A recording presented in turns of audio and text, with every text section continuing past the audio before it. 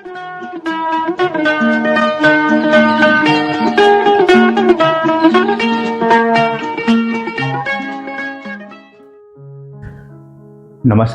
आदाब, hello friends. आपके साथ मैं फराज हूँ और फिल्मी फराज चैनल पर हम बातें करते हैं फिल्मों की, संगीतकारों की, गायकों की। आपको लिए जाते हैं यादों में, एक मोती को चुनते हैं। आज किसको चुना है हमने? आज एक बार फिर से प्यारे रफ़ी साहब को चुना है। जी हाँ, रफ़ी साहब को। शायद हमें निकाल कर पछता रहे हों वो, शायद हमें निकाल कर पछता रहे हों वो, महफिल में ये सोच कर फिर आ गए हैं हम। महफिल लफ्ज पर गौर कीजिए जनाब। आज महफिल का जिक्र होगा। कौन सी महफिल थी जिसमें रफ़ी साहब गए थे, हमीद भाई गए थे, क्या कुछ हुआ था, इस पर बात करते हैं। तो आज अपनी महफिल में आए हुए हैं। दोस्तों, रफ़ी साहब के बारे में हम वीडियो बनाते रहते हैं क्योंकि लोग उन्हें देखना चाहते हैं, सुनना चाहते हैं। एक ही बात लोग कई बार सुनते हैं क्योंकि रफ़ी साहब के बारे में बस देखना और सुनना लोगों को पसंद है। ये बड़ी बात है। उनके गीत ही नहीं, उनके बारे में भी। आज के इस कार्यक्रम में हम जिक्र करेंगे रफ़ी साहब की आमद जब हुई बॉम्बे में। उस जमाने में बम्बई था, बॉम्बे। जब उनके भाई मोहम्मद दीन ने अपने दोस्त हामिद भाई से कहा कि रफ़ी को यहाँ वो माहौल नहीं मिल रहा, घर पर लोग नहीं चाहते, घर वाले की ये करियर बनाएं अपना सिंगिंग में, गायन में, तो सलाम है ऐसे लोगों को कि एक तो वो भाई मोहम्मद दीन साहब और हामिद भाई जिन्होंने ये बीड़ा उठा लिया कि मैं हूं ना, मैं लेकर जाऊंगा रफ़ी को, और चल दिए। लाहौर से पेशावर होते हुए बॉम्बे आ गए। लाजमी सी बात है, घर वाले नहीं चाहते थे तो पैसे तो दिए नहीं होंगे। तंग हाली में सबसे पहले बॉम्बे आकर ये दोनों ने फैसला किया, रफ़ी साहब तो और छोटे थे, कि कोई ऐसी जगह मिल जाए सर छुपाने के लिए जहां कम से कम किराया लगे।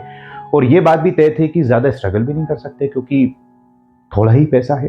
खैर, जगह ढूंढी गई और फिर भिंडी बाजार में नवाब मस्जिद के सामने अलका मेंशन की जो बिल्डिंग रही, उसके सेकंड फ्लोर पर, इब्राहिम रहमतुल्लाह रोड वो कहलाता है, उसकी जो अलका मेंशन की सेकंड फ्लोर पर जो चौल थी 100 साल पुरानी उस जमाने में, उसमें इन्हें बमुश्किल 5 रुपए महीना कमरा मिल गया।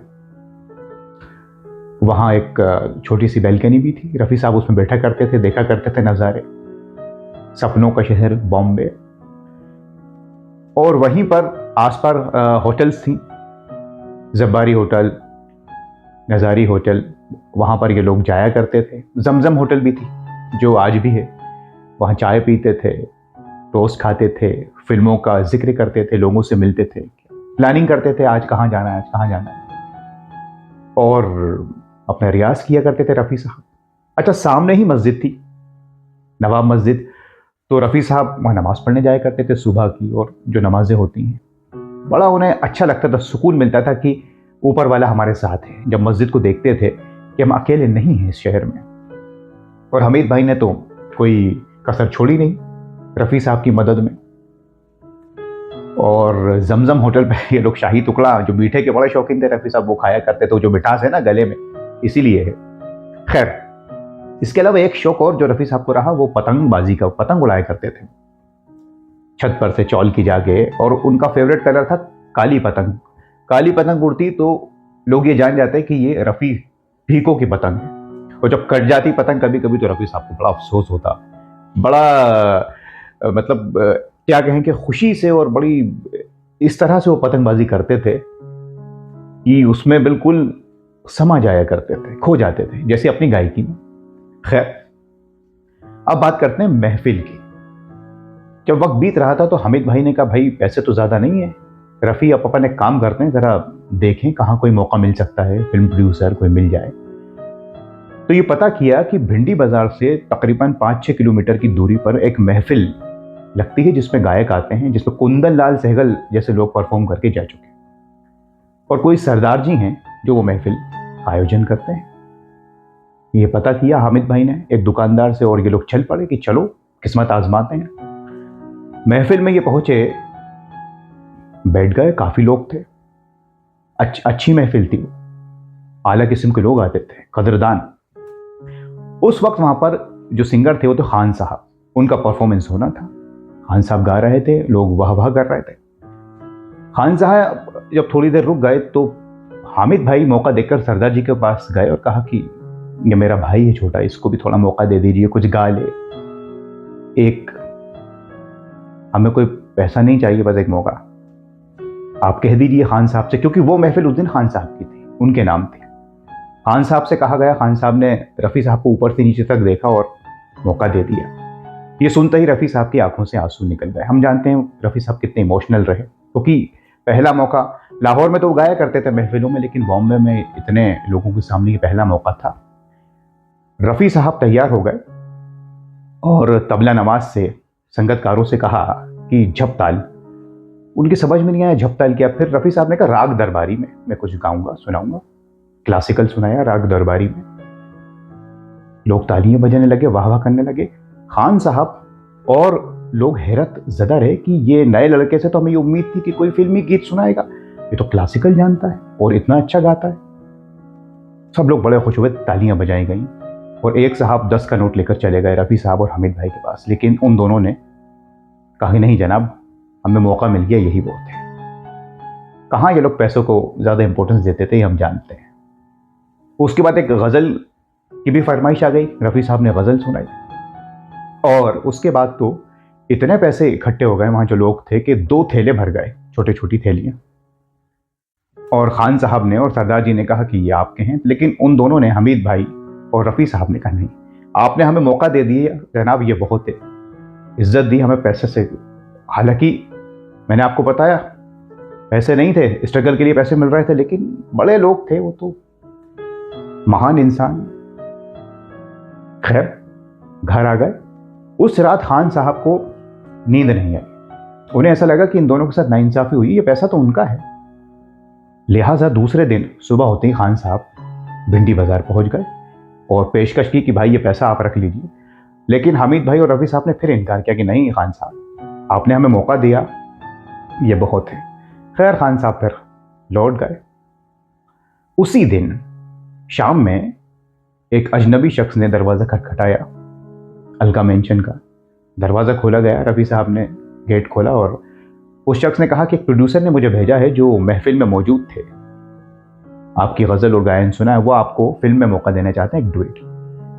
और क्या चाहिए, खुशी का ठिकाना ना रहा हामिद भाई और रफ़ी साहब का। और प्रोड्यूसर से ये मिलने पहुंच गए। प्रोड्यूसर ने कहा कि मैं बड़ा मुतासिर हुआ हूँ आपसे और ये डुएट 30 रुपये दूंगा।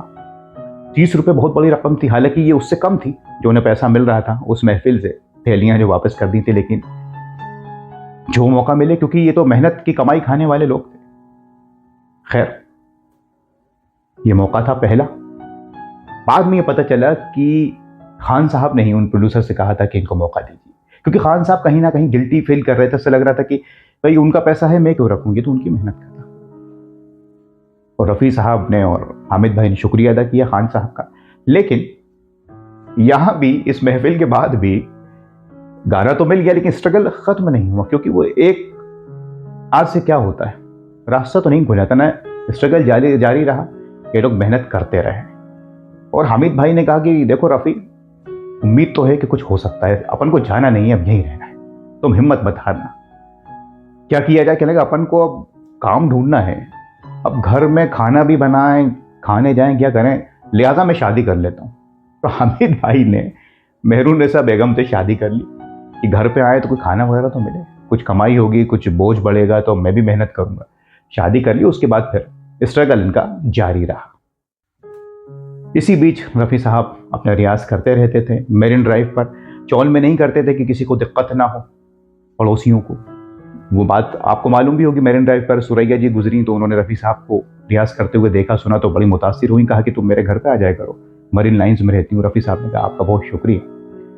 खैर ये सिलसिला चलता रहा और ये थमा। फिर आपको मालूम है कि नौशाद साहब से मुलाकात हुई, रफ़ी साहब खत लेकर गए थे उनके वालिद का, फिर नौशाद साहब ने कैसा मौका दिया। उसके बाद दोस्तों फिर एक हिस्ट्री है।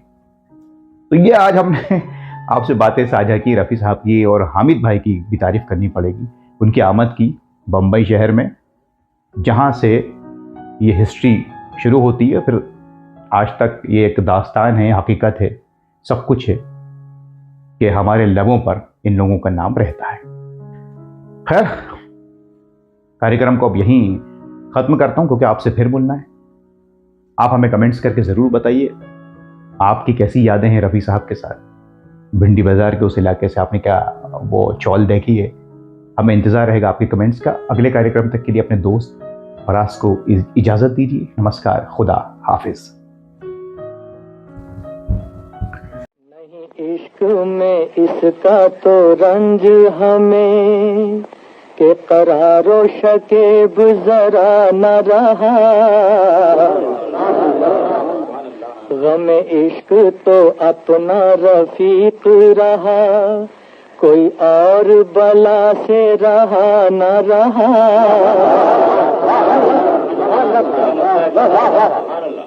न थी हाल की जब हमें अपने खबर, रहे देखते औरों के ऐब हुनर, पड़ी अपनी बुराइयों पे जो नजर, तो निगाह में कोई बुरा न रहा।